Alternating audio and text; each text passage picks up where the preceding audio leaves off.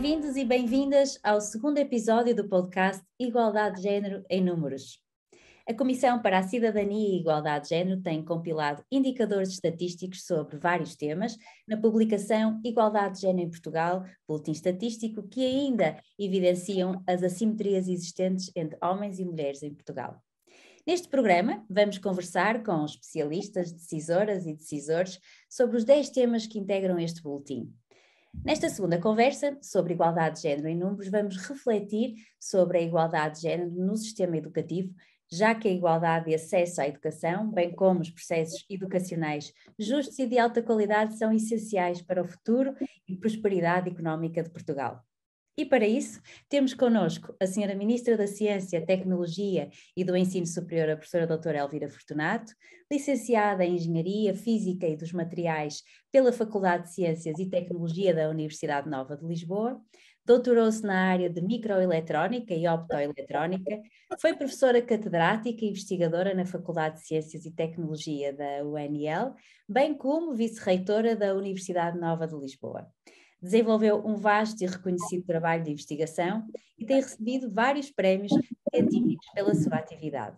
Temos também o Sr. Secretário de Estado da Educação, Dr. António Leite, licenciado em Línguas e Literaturas Modernas pela Faculdade de Letras da Universidade do Porto, desenvolveu a sua atividade como professor, foi vice-presidente do Conselho Diretivo do Instituto do Emprego e Formação Profissional e coordenador executivo do Eixo 2, Qualificação e Requalificação do InCode 2030. Muito obrigada a ambos por terem aceitado o convite da SIG e a estarem hoje aqui presentes comigo. Boa tarde, muito obrigado. Boa tarde, obrigada. Então, como todos sabemos, a educação desempenha um papel muito importante para garantir que rapazes e raparigas, mulheres e homens tenham as mesmas oportunidades na sua vida pessoal e profissional. E ao longo dos tempos, os homens têm beneficiado de mais oportunidades de acesso à educação. Contudo, em quase todo o mundo, as últimas décadas foram marcadas por uma entrada massiva das mulheres no sistema educativo. No entanto, ao nível da educação, são vários os estudos e eles mostram mesmo isso, existe uma desigualdade enorme entre as mulheres e os homens. E por isso, nesta conversa vamos desenvolver 3 linhas de desigualdade. A primeira linha ao nível da segregação das escolhas educacionais, depois ao nível da permanência do sistema no ensino superior e, por final, vamos falar ao nível dos cargos de poder e tomada de decisão dentro do próprio sistema educativo. Nesta primeira linha de desigualdade, que se situa ao nível da segregação das escolhas educacionais, os dados do boletim estatístico mostram que, a partir do ensino secundário, as raparigas optam maioritariamente por cursos ligados ao cuidado, educação, saúde, proteção social, e os rapazes por áreas mais técnicas, como as engenharias, as tecnologias de informação e comunicação. Os dados mostram ainda que essas opções refletem posteriormente no mercado de trabalho, o qual tem sido mais penalizador para as mulheres, sendo o exemplo disso o Gender Pay Gap. E a minha primeira questão é, sabendo que as escolas e sociedades promovem diferentes níveis de autoconfiança, motivação e interesses entre rapazes e raparigas, e que os conteúdos educacionais e currículos escolares muitas vezes reforçam também alguns estereótipos de género, na vossa opinião, de que forma é que as políticas públicas e o sistema educativo também podem contribuir para alterar esta situação? Podemos começar por si, professora. Ok, muito boa tarde novamente a todas e a todos. Em primeiro lugar, quero dar os parabéns por me terem convidado e por estar aqui durante este período de tempo a falar sobre esta temática tão importante, não só a nível nacional, mas até mesmo num contexto europeu com uma relevância muito grande. E, acima de tudo, eu quero dar os parabéns à SIG pelo facto de estar a publicar estes dados de uma forma regular, porque eu penso que isso é extremamente importante. Aliás, eu, enquanto vice-reitora da Universidade Nova, tive a oportunidade de coordenar a nível nacional um projeto europeu que é o SPEAR, exatamente na área da igualdade de género, só em termos de ensino superior, e apercebi-me que realmente só pelo facto de nós recolhermos dados e mostrarmos dados, isso só por si já é extremamente importante, porque por vezes nós não sabemos, quer dizer, temos uma percepção, ouvimos dizer, parece, mas olhar para os dados, eu acho que é extremamente, fazer até os levantamentos é extremamente importante, porque realmente é o preto no branco. E eu, como já um bocadinho baseada na minha atividade científica, todas as decisões que tomamos aqui no Ministério são sempre com base em evidências, portanto temos que tomar qualquer decisão, e por vezes decisões que às vezes até são menos populares, é extremamente importante o facto de fazerem esta recolha destes dados e peço-vos que continuem. Portanto, ela teve alguns interregnos, portanto portanto, há 2 anos que está a ser feita de forma regular, mas era um pedido que eu fazia porque eu acho que isso é extremamente importante, nós fazermos a recolha destes dados. Ouvi dizer há bocadinho, enquanto estávamos à espera de iniciar, que por vezes é muito difícil fazer esse levantamento. Eu também falo por mim, porque nem todas as nossas bases de dados estão acessíveis, ou nem todas têm esta... Estão divididas por género, mas daquilo que nós, a nível do Ministério do Ensino Superior, pudermos fazer para que este levantamento seja mais eficiente e no fundo alimente aquilo que a SIC está a fazer, portanto podem contar connosco. Bom. Agora, entretanto, dispersei-me um bocadinho, já não sei o que é que me tinha perguntado. Estávamos a falar em relação à promoção dos níveis de confiança e de motivação e dos interesses entre rapazes e raparigas, e em relação também aos conteúdos educacionais e aos currículos escolares, que muitas vezes também reforçam alguns estereótipos de género. De que forma é que as políticas públicas e o sistema educativo podem contribuir para alterar esta situação? Pronto, é evidente que isto é um problema e isto tem que se fazer a partir das nossas casas, a partir dos agregados familiares, é qualquer coisa que tem que começar logo dentro de casa, e é evidente que à medida que se vai progredindo nos vários níveis de ensino, estes assuntos têm que ser trabalhados. Portanto, eu vou deixar a parte da educação ao Sr. Secretário de Estado, vou referir mais aquilo que tem acontecido na área, ou que tem sido feito na área do ensino superior, e exatamente tendo noção desse problema, e não só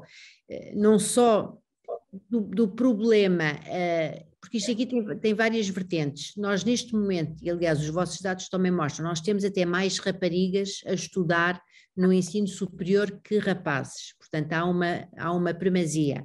Contudo, esse valor não está distribuído de forma igualitária, portanto temos uma deficiência, nomeadamente nas áreas TIC, nas áreas de engenharia, portanto aí há uma deficiência na área, na parte feminina. Relativamente a isso, e porque queremos promover também, ter uma presença mais feminina também nessas áreas mais das engenharias e das tecnologias de informação, portanto existem vários programas que estão a decorrer, nomeadamente no ensino superior, que posso aqui referir alguns. Temos também, logo a começar pela própria Iniciativa Nacional das Competências Digitais, que é promovida pelo INCODE 2030, que no fundo é um programa de política pública que visa a promoção do desenvolvimento das competências digitais na inclusão e na literacia digitais.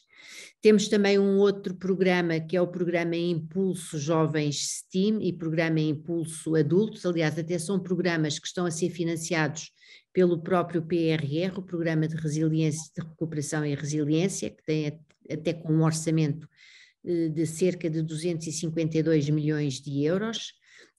E lá está, estes programas pretendem não só promover e apoiar iniciativas orientadas nestas áreas, mas acima de tudo promover que hajam não só mais jovens nestas áreas, mas também mais mulheres, porque à partida nós temos dois problemas, necessitamos de ter mais jovens de ambos os sexos nestas áreas, mas também precisamos de ter mais mulheres nestas áreas. Temos também um projeto muito engraçado que se chama Engenheiras por um Dia, exatamente para estimular uma presença e no fundo desmistificar um bocadinho que há porque não há profissões masculinas nem profissões femininas, no fundo para desmistificar um bocadinho isso. Isto é um projeto, um programa que já funciona há alguns anos, tem cerca de 86 entidades parceiras e inclui 19 instituições de ensino superior, portanto é uma rede que no fundo acaba por atingir o país todo e portanto temos várias iniciativas feitas no âmbito também das políticas públicas e com o financiamento destes programas, mas como já disse, isto é qualquer coisa que começa lá em baixo, portanto este assunto e esta estimulação e esta capacitação tem que começar de muito cedo.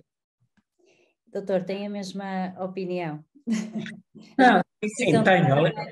Aliás, queria começar exatamente por aí, mas antes disso quero evidentemente agradecer o convite para estar aqui e dar nota de que é para mim um gosto poder participar nesta conversa e deixar, tal como fez a Sra. Ministra, uma palavra de forte reconhecimento ao trabalho da SIC e creio que ela é merecido e, portanto, sendo merecido, é devido que seja dito. E sim, concordo inteiramente com aquilo que a Sra. Ministra do Ensino Superior acabou de dizer. É absolutamente evidente que a escola não vive isolada. A escola não vive isolada nem no espaço, nem no tempo, nem em todos os outros contextos em que está inserida. E é evidente que aquilo que a escola pode, e digo isto muitas vezes, pode, deve e, portanto, tem que fazer, é, de alguma forma, também formatada por uma série de outras circunstâncias que a limitam.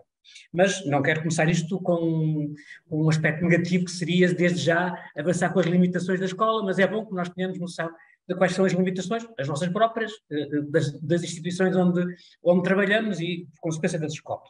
Mas gostava de salientar que, evidentemente, que a escola tem muitas componentes, nomeadamente no currículo, que apontam exatamente para o combate às diferenças de género. Mas o que verdadeiramente, eu diria, pesa e mais nos faz tropeçar nesses nossos objetivos é algo que se calhar parece um pouco estranho, mas é ainda o peso das tradições e o peso daquilo que muitos consideram como normal e que é um peso muito maior do que muitas vezes imaginamos.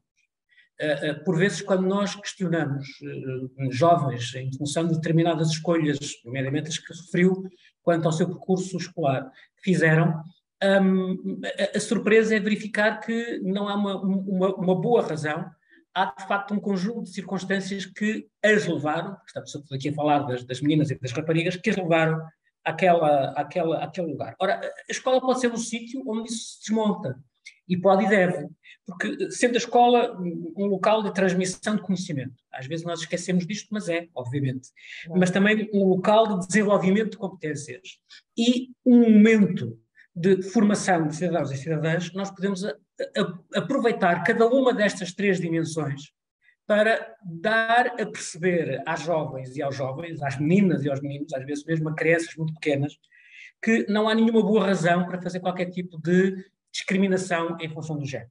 Na verdade, se falarmos do conhecimento, não há nenhuma área do conhecimento que nos diga que há boas razões, pelo contrário, para fazer qualquer tipo de discriminação de género. Mas também, se nós nos ativermos à questão do desenvolvimento de competências, percebemos que a diversidade das competências que nós desenvolvemos, e são naturalmente muitas, tem muito mais a ver com outros fatores do que propriamente o facto de pertencermos ao género masculino ou ao género feminino ou a qualquer outro género que possamos aqui considerar. E, finalmente, a cidadania demonstra-nos que, tendo basicamente os mesmos direitos e os mesmos deveres, não há nenhuma boa razão para que haja aqui nenhuma distinção e, sobretudo, nenhuma discriminação a esse nível. Portanto, as diferenças existem, é evidente que existem, as diferenças de opção existem, mas já percebemos que elas não são de natureza natural, passa a aparente redundância, só podem ser de natureza cultural. E, portanto, às vezes impostas, outras vezes autoimpostas. E creio que isto é fundamental para este objetivo de desbater e de finalmente fazer desaparecer as diferenças que não resultam de sermos homens ou mulheres, mas de como nos vemos e como nos construímos homens e mulheres. As escolas têm feito esse trabalho, de forma muito diferenciada seguramente, mas têm feito esse trabalho. E por isso são, tal como assim, devedoras do nosso reconhecimento. E quando falo de escolas, falo sobretudo por quem faz a escola. Quem faz a escola são os seus profissionais, com os professores e as professoras à cabeça, e naturalmente com todos os outros profissionais de educação que aí trabalham. Mas temos que reconhecer que mudar a nossa forma de pensar é sempre mais difícil. Muitas vezes eu consigo mudar a minha forma de atuar, mas tenho bastante mais dificuldade em mudar a minha forma de pensar. E às vezes o peso do simbólico é muito maior do que nós imaginamos. Creio que já todos aqui usamos, todos que falamos, usamos os dois géneros para nos dirigirmos a quem nos está a ouvir. Creio que todos dissemos boa tarde a todas e a todos. Uhum. Eu faço sempre isso. E muitas vezes no fim vem-me dizer, não precisas porque se disseres todos, gramaticalmente estás a incluir homens e mulheres. Eu sei que sim. Como se percebeu, eu sou professor da área de línguas e, portanto, sei que gramaticalmente está correto. Se eu disser boa tarde a todos, está correto do ponto de vista gramatical. O que me importa não é isso. O que me importa é perceber, e isso a escola pode fazer, é perceber porque é que gramaticalmente está correto. Que se eu tiver, por absurdo, uma plateia à minha frente que tenha um homem e todas as mulheres do mundo, em português, o gramaticalmente correto é dizer todos. Pois. Ora, há uma razão para que assim seja, e ela não é de caráter linguístico. Ela é de caráter simplesmente de poder. É a mesma razão pela qual, em alguns sistemas, que podemos chamar assim, noutros países, o testemunho de uma mulher, ou melhor, o testemunho de um homem só pode ser contraditado pelo testemunho de 4 mulheres. Porque se reconhece, do ponto de vista legal, que uma mulher vale, neste caso, só 1/4 do que vale um homem. A nossa gramática em português vai muito mais longe do que isto. A nossa gramática aceita que um homem, para efeitos de considerar como um grupo, vale tanto como todas as mulheres do planeta. Quando nós fazemos esta reflexão é de caráter linguístico, ou seja, é assunto de escola. Quando nós fazemos esta reflexão, percebemos, podemos continuar a dizer só todos, mesmo que à minha frente só estejam homens e estejam, como eu dizia, metade do planeta, que aliás é metade maior, porque há mais mulheres que homens, gramaticalmente continua a estar correto. Mas aí eu estou consciente de que estou a usar uma faculdade que a gramática me permite, mas que só me permite porque há uma relação de poder fortemente disfuncional e que dá àquele homem tanto poder linguístico como à totalidade das mulheres que lá possam estar. Muitas vezes nós não nos questionamos porque é que isto é assim, mas é por isto, é por razões de poder. E isso não tem nada a ver nem com ciência, nem com linguística, nem com formação, nem com educação, tem a ver com o poder. E a escola pode, deve, e creio que faz, também o desmontar destas realidades que nos parecem de sempre, destas realidades que nos parecem normais e que ainda por cima são gramaticalmente corretas. E acha que também pode isso implicar nestas escolhas educacionais, o facto de termos essa percepção, as meninas terem algum receio, por exemplo, e há pouco a professora Elvira falou nas tecnologias de informação e comunicação, que cada vez mais as meninas têm escolhido, e acha que pode haver aqui também algum receio por parte das meninas, por exemplo, na questão das áreas TIC, tentarem a sua sorte dentro destas áreas, pelo simples facto de ter essa pressão e esse peso de serem apenas 1/4 exatamente como disse, não é? Numa afirmação de todos ou todas. Sim, creio que sim, até porque uma parte do que eu disse só explica também uma parte da realidade. Porque quando nós falamos de algumas opções dos nossos jovens, nomeadamente das engenharias, serem predominantemente masculinas, e assim há dezenas de anos, que é para não dizer há centenas, não é? Eu aqui ainda posso argumentar ou posso tentar encontrar a explicação para isto com a tradição. Mas quando nós estamos a falar de áreas do conhecimento, que são muito mais recentes, como exatamente as questões do digital, e onde também aí há uma maior predominância de rapazes sobre raparigas e de homens sobre mulheres, eu já nem a tradição tenho para me socorrer de tentar explicar, porque algo que nós temos sempre que conseguir é para combater alguma coisa, temos que a compreender e, portanto, temos que a explicar. Eu acho que é mesmo uma forma de estar que torna natural que as meninas e as raparigas escolham áreas do saber aparentemente mais ligadas até à maternidade, ao cuidado com os outros, e aos rapazes áreas do saber que apontam mais para o saber fazer, para o criar coisas materiais, e isso creio que é muito mais inculcado, mesmo que de forma implícita, embora às vezes seja de forma explícita, e naturalmente que o medo de falhar é evidentemente muito maior. Tal como o medo de um rapaz seguir exatamente para uma área onde habitualmente são maioritárias as raparigas, aí não é o medo de falhar, aí é o medo de ser confundido com outra coisa qualquer, e nós sabemos de que é que estamos a falar. E, portanto, o peso do grupo, o peso do sempre foi assim, mesmo quando não foi, porque na área do digital não foi sempre assim, porque o digital é uma área de conhecimento recente, sobretudo como forma muito universal de acesso, é muito recente. Mas eu acho que... E os dados do Boletim Estatístico dizem-nos que Portugal, a nível europeu, é um dos países com mais mulheres nas TIC, e mesmo assim, apenas uma em cada 5 mulheres nas TIC é mulher. Portanto, professora, aqui quer dizer alguma coisa? A professora que está mais ligada à ciência e às tecnologias, o que é que tem a dizer sobre isto? Sim, queria só ir um bocadinho atrás, que exatamente até pelo facto das... Aliás, aquilo que o Sr. Secretário de Estado estava a dizer, nós temos que identificar, para corrigir qualquer coisa, nós temos que perceber muito bem qual é o problema, senão não o conseguimos resolver. Mas eu ainda acho que mesmo na decisão das escolhas por uma profissão, tem muito a ver com a parte, com a educação e com a cultura desde muito pequenino. Basta nós olharmos para o tipo de presentes, os brinquedos que nós damos a meninas e os brinquedos que damos a rapazes são perfeitamente estereotipados, portanto eu penso que tem que começar logo por aí, portanto nós temos tendência a isso, está dentro, está nas famílias, portanto eu acho que mesmo muito antes de as crianças entrarem nas escolas, portanto nós oferecemos bonecas a meninas e oferecemos carros a rapazes, portanto logo aí é a forma como nós educamos os nossos filhos, portanto eu acho que tem que começar logo por aí, porque isso limita, portanto define todo o percurso superior.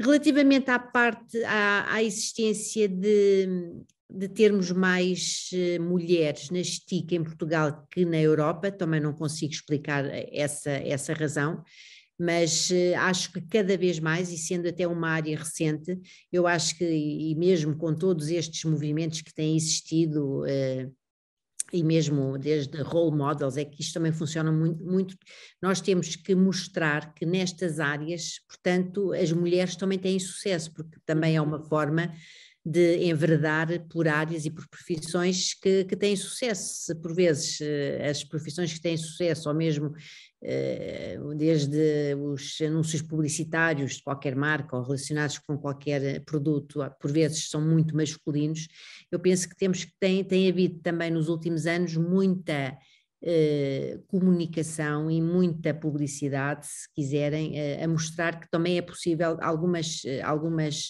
profissões que à partida podem ser mais masculinas e têm sucesso se tiverem mulheres à sua frente. Eu penso que passa também um bocadinho por aí. Agora, o facto de em Portugal termos mais, isso eu também não sei, mas talvez vocês do lado da SIC consigam explicar melhor isso do que eu.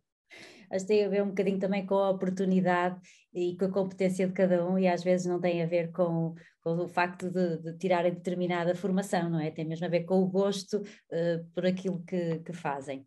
Mas passamos agora a outra linha da desigualdade entre rapazes e raparigas, que se situa ao nível da permanência no sistema de ensino. Os dados dizem-nos que as raparigas tendem a permanecer mais tempo no sistema de ensino do que os rapazes, e há mais mulheres licenciadas e doutoradas do que homens, e os rapazes continuam a ter uma maior probabilidade de abandonar precocemente a educação. No entanto, no mercado de trabalho, as mulheres em média apresentam taxas de emprego inferiores às dos homens, as taxas de desemprego superiores às deles, ganham menos do que os homens e ainda estão em minoria nos cargos de poder e tomada de decisão. E aqui a questão é, como é que interpretam esta contradição, não é, que existe entre os resultados educacionais e os indicadores do mercado de trabalho, e de que forma é que as políticas públicas podem reforçar mais uma vez a relação entre o sistema educativo e o mercado de trabalho? Eu aqui posso, portanto, estes dados também não podem ser analisados todos na mesma linha temporal, porque há uns que depois têm efeito só uns anos mais tarde. Mas eu gostaria também de mencionar o seguinte, aliás, por exemplo, na administração pública, mesmo no ensino superior, portanto, não há diferença salarial. Uma professora auxiliar ou catedrática ganha exatamente o mesmo que um homem, exatamente na mesma profissão. Portanto, no ensino superior esse problema não existe. Portanto, em função da posição, da categoria, ganha-se exatamente o mesmo. Agora, aquilo que acontece é termos muito mais homens como a chegar ao topo, como professores catedráticos ou a cargos dirigentes do que mulheres. Isso é que é, a meu ver, ainda um problema que está muito enraizado, não só em Portugal, mas também na Europa e no resto do mundo. Aí, aquilo que eu acho que pode ser feito, por exemplo, mesmo a nível de políticas públicas, vamos lá ver, as mulheres, até à data de hoje, são as mulheres que têm os filhos, portanto, a maternidade está do lado feminino. E isso, especialmente para mulheres que queiram constituir família, realmente, não é que seja um problema, porque não é um problema ter filhos, como é evidente, mas é qualquer coisa que limita a carreira, porque coincide exatamente a altura mais produtiva do ponto de vista genético da mulher, por vezes, e se estivermos a falar numa mulher que esteja no ensino superior, também coincide com a altura mais produtiva em termos até de progressão na carreira. Portanto, são duas coisas coincidentes, mas que uma acaba por atrapalhar a outra. Portanto, a nível de políticas públicas, e nomeadamente até mesmo olhando também para a questão do ensino superior, uma coisa fundamental é a existência, por exemplo, de creches junto das universidades, não só para as professoras, para docentes, mas até para alunas e até para funcionários. Eu estudei e trabalhei na Faculdade de Ciência e Tecnologia da Universidade Nova e a minha filha, que tem agora 25 anos, andou na creche, na faculdade, o que era excelente, quer dizer, há pequenos sinais que podem ser dados e que mudam completamente o dia-a-dia e a disponibilidade, neste caso, de jovens... à carreira, pois. Exatamente, de mães. Exatamente, ou seja, tentarmos sempre conciliar mais o trabalho com termos alternativas que permitam uma melhor conciliação entre o trabalho e a vida familiar. E ainda no seguimento nessa área, e não só no ensino superior, mas também na investigação, nós ainda o ano passado acabámos de lançar um programa novo na área do ERC Portugal, em que se chama... São programas exploratórios em que vamos permitir que jovens mães possam aceder a uma tipologia de projetos financiados pela Fundação para a Ciência e Tecnologia exatamente após a sua licença de maternidade. Portanto, isso é qualquer coisa exatamente para que pelo menos durante o período em que a mãe ou mesmo o pai, que também tirou a licença, estiveram inativos do ponto de vista profissional, no fundo que esse tempo possa até ser compensado e na possibilidade de eles candidatarem a um projeto específico para aquela tipologia. Portanto, eu acho que são pequenos sinais que podem ser dados e até com impactos financeiros pequenos, não são coisas muito grandes, mas que fazem toda a diferença, especialmente quando uma mulher quer constituir família. Que eu penso que ainda é um dos grandes... que é aquilo que ainda está muito por baixo, exatamente, que condiciona exatamente o acesso de mulheres a mais cargos de dirigentes. Portanto, isto não é sozinho. É evidente que... Não é suficiente também, tem que haver uma oportunidade, não é? Vendo nós num mundo em que esses conselhos, esses boards são dominados por homens, é evidente que até, por vezes até não é por mal, é que os homens nomeiem também homens, portanto, porque são quem estão nesses círculos. Daí que eu já tenho dito em alguns fóruns que em determinadas ocasiões, portanto eu sempre fui contra a existência de cotas durante toda a minha vida, sempre achei que nós mulheres deveríamos chegar às posições de topo por mérito, mas face a estes anos todos, olho para as cotas, se calhar como um instrumento regulador, porque há estudos que mostram que nem daqui a 300 anos a igualdade a nível de dirigentes se obtém. Ora, daqui a 300 anos, portanto, eu não estou cá, nenhum de nós está cá, de certeza, para ver se realmente isso, mas estou mais sensível a esse instrumento regulador, porque caso contrário, isso é difícil. Mas, por exemplo, já há em júris, mesmo a nível do ensino superior, por exemplo, nos júris que nós temos, mesmo para contratação de pessoal investigador ou docente, portanto, já temos que ter 40%, tem que ser mulheres. Portanto, já existem alguns mecanismos exatamente para possibilitar e, no fundo, também incentivar uma participação feminina maior. Sim, não deviam ser dadas as oportunidades, elas deviam ser merecidas, não é, professor? Concorda comigo? Claro que sim. Doutor, na sua opinião, estas oportunidades, estando as mulheres então em uma posição superior em termos de conhecimento, por que é que acha que há esta desigualdade, na sua opinião? Porque quando nós falamos em mercado de trabalho, coisa aliás que é uma expressão que a mim, confesso, me desagrada bastante, mas não vamos discutir isto aqui hoje, mas quando estamos no mundo do trabalho, sendo que, evidentemente, a educação e a formação são fatores absolutamente fundamentais, não são os únicos fatores a tomar em consideração. E certamente que o género é uma delas, como, aliás, muitas outras situações. A senhora Ministra referia muito bem que no ensino superior não há diferenças salariais entre homens e mulheres. No ensino básico e secundário também não. Porém, é curioso verificar que o facto de já se ter uma certa idade já nos permitiu ver muitas coisas e, portanto, eu tenho quase 40 anos de serviço, já vi ao longo da minha carreira muitas coisas acontecer. E uma das coisas que eu vi, e bem, foi aquilo que foi instituído nos fim dos anos 80 e início dos anos 90, a chamada carreira única de educadores e professores do ensino básico e secundário. E que relevância é que isto tem para o nosso assunto? Uma relevância essencial. É que, até essa altura, os professores e as professoras do pré-escolar e do primeiro ciclo tinham um vencimento inferior àquele que tinham os professores do básico e secundário, porque, em regra, estes últimos eram licenciados e as primeiras eram bacharéis, às vezes nem isso. E como esmagadoramente a presença feminina estava no pré-escolar e no primeiro ciclo, e depois ia diminuindo, como aliás ainda acontece hoje, ia diminuindo ao longo do percurso da carreira de escolaridade, o que significava era que quando nós íamos ver a média, naturalmente que se considerássemos a totalidade dos professores e das professoras, na verdade os professores ganhavam mais do que as professoras. Isso ficou resolvido nessa altura. Não ficou resolvido, por exemplo, uma situação que temos hoje e que passa já para a questão dos lugares de direção.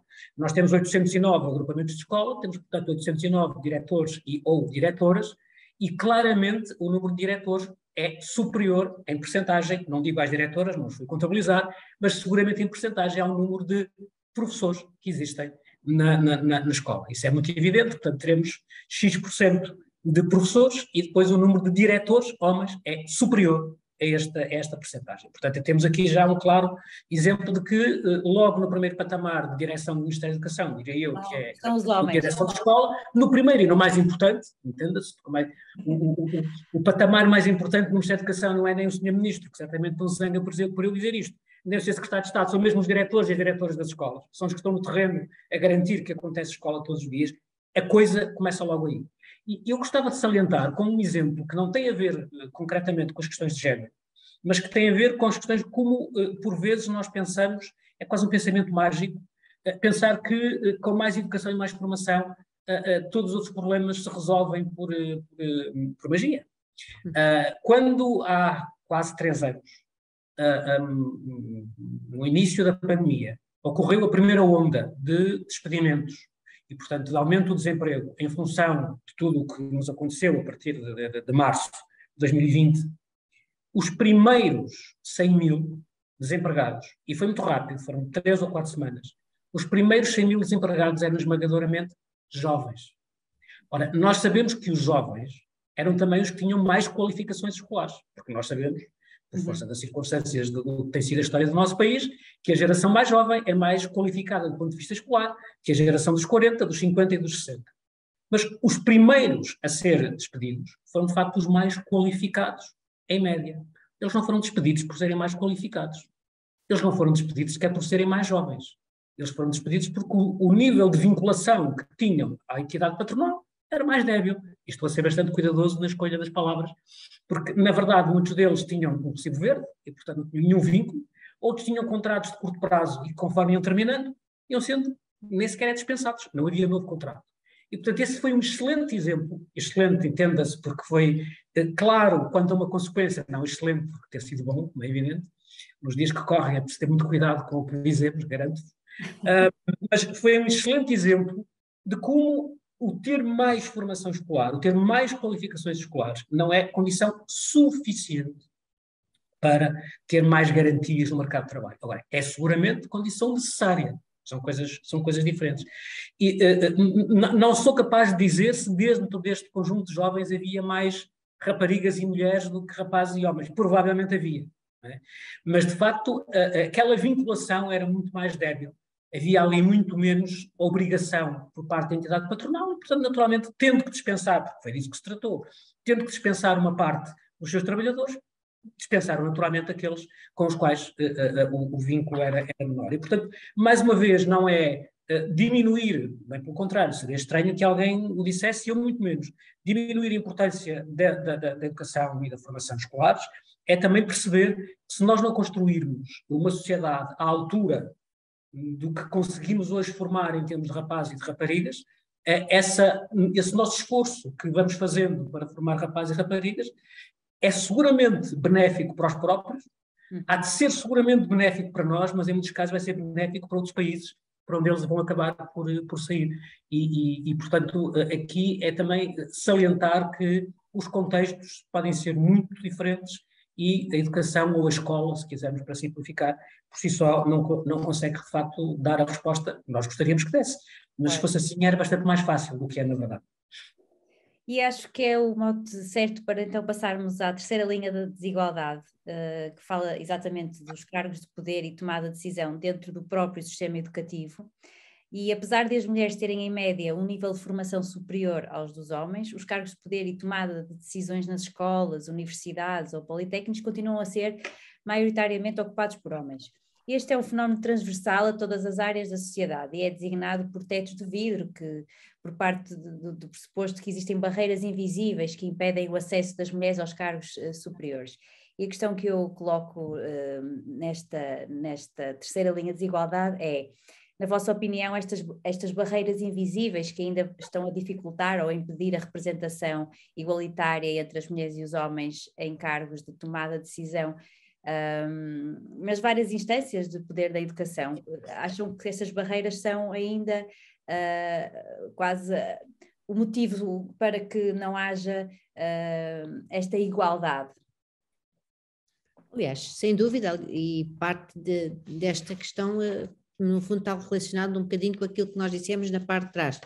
Só para vos dar mais alguns dados, e nomeadamente, mais uma vez, na área do ensino superior, no ensino universitário, nós em cargos dirigentes temos 65% de homens e no Politécnico 67% também de homens. Basta ver também, por exemplo, o número de reitores, o número de presidentes de escolas politécnicas, portanto ainda é uma realidade. Exceção seja feita ao governo, portanto neste momento o governo é paritário e não há muitos no mundo. Portanto, acho que isso também é um excelente indicador que mostra também que, a nível de ministros e ministras, portanto, nós até há mais mulheres no mundo, há mais mulheres com ensino superior que homens, mas acho que o atual governo português, portanto, é um bom exemplo da paridade e acho que até como forma de mostrar que realmente deve existir. Mas pronto, eu acho que ainda há muito trabalho a ser feito e eu penso que também parte desse trabalho depende das próprias mulheres. Por vezes, mesmo nestas áreas, as mulheres não são iguais aos homens, e ainda bem que somos diferentes, mas por vezes, não sei se eu aqui não quero estar a ofender ninguém, peço desculpa, mas eu acho que as mulheres, de uma forma geral, não quer dizer que seja tudo, não sejam todas assim, mas de uma forma geral eu penso que as mulheres arriscam menos e por vezes quando tomam alguma decisão gostam de tomar decisões de uma forma mais segura, portanto penso que às vezes é um bocadinho assim. Eu penso que nós também temos que mudar um bocadinho, nós temos que arriscar mais e temos que assumir que mesmo naquele cargo, que é um cargo mais exigente, nós vamos conseguir, não vamos falhar. Portanto, acho que por vezes talvez um bocadinho de mais autoconfiança e a forma como nós pensamos e em parte, penso que parte do problema também passa por nós e pela forma como nós próprios encaramos estes cargos de maior responsabilidade. E essas barreiras invisíveis, a tal falta de autoconfiança, o medo de arriscar, professor, também, na sua opinião, impedem as mulheres de chegar aos cargos de poder? Eu aí só posso dizer que imagino que sim, mas daquilo que consigo ver, eu creio que a barreira é uma bastante opinião mais... masculina, era uma opinião Sim, mas eu acho que a barreira é bastante mais densa do que o teto de vidro, para dizer a verdade. E depois há uma barreira que aliás, se prende com aquilo que eu dizia um bocadinho atrás. Acho que a principal barreira, não quer dizer que é a principal, porque não sou capaz de dizer, mas uma barreira significativa é mesmo a nossa forma de ver as coisas e de estranharmos o que não devia ser motivo de estranheza. Quando nós temos uma direção-geral ou uma agência pública com um conselho diretivo unicamente constituído por homens, já não haverá nenhum, mas enfim, mas até há muito pouco tempo eram todos, sim, ninguém acha estranho, não é? Se tivermos uma agência, como por exemplo a Agência Nacional para a Qualificação e para a Ensino Profissional, que é uma agência da tutela do Ministério da Educação e do Ministério do Trabalho, que neste momento tem uma presidente e 2 vogais, todos nós estranhamos de alguma maneira. Isto tem uma dupla forma de ser visto, porque eu acho que é positivo que se estranhe, mas acho que é bom que rapidamente deixe de ser positivo que se estranhe, porque isto acontece com naturalidade. Uma vez perguntaram, eu vou citar de cor, mas acho que é mais ou menos assim, uma vez perguntaram à juíza Ruth Bader Ginsburg quando é que ela ficaria satisfeita com o número de mulheres no Supremo. E a resposta dela foi, quando forem todas. Exato. Quando todos os elementos do Supremo forem mulheres. Eu confesso que primeiro, tal como um texto da linha do poeta, primeiro estranhei. E depois, não sei se se entranhou, mas percebi. É evidente que quando todas as mulheres, quando todos os membros do Supremo Tribunal Norte-Americano for constituída por mulheres, e mesmo se poderia dizer em Portugal, quando houver todo um governo constituído pela senhora ministra Elvira Fortunato e por mais 17 ou 18 ministras, a começar por uma primeira-ministra, isso não é mais do que, quando isso acontecer, é só a primeira vez que vai acontecer em centenas de anos, em que todas essas centenas de anos foram, em regra, constituídas por governos em que só havia homens. Quando isto acontecer e nós não estranharmos, eu acho que provavelmente já quebramos, não sei se quebramos a tal barreira, se quebramos o teto de vidro, mas na verdade eu acho que enquanto nós estranharmos que haja órgãos total ou maioritariamente constituídos por mulheres, ainda temos que trabalhar nisso. Nas cotas, na educação, no tentar mudar o nosso pensamento e às vezes conter, talvez isto possa ser mal entendido, mas às vezes conter o nosso próprio discurso. Porque quando nós pensamos naquilo que estamos a dizer, provavelmente muitas vezes diríamos coisas diferentes, como por exemplo dizer é correto, dizer bom dia a todos, porque isso envolve todos e todas. Na verdade, se pensarmos, se formos à causa das coisas, percebemos que sim, é gramaticalmente correto, não é, diria, socialmente correto. E aqui é um pouco a mesma coisa. Pensar na causa das coisas acho que nos vai poder ajudar a sair desta situação.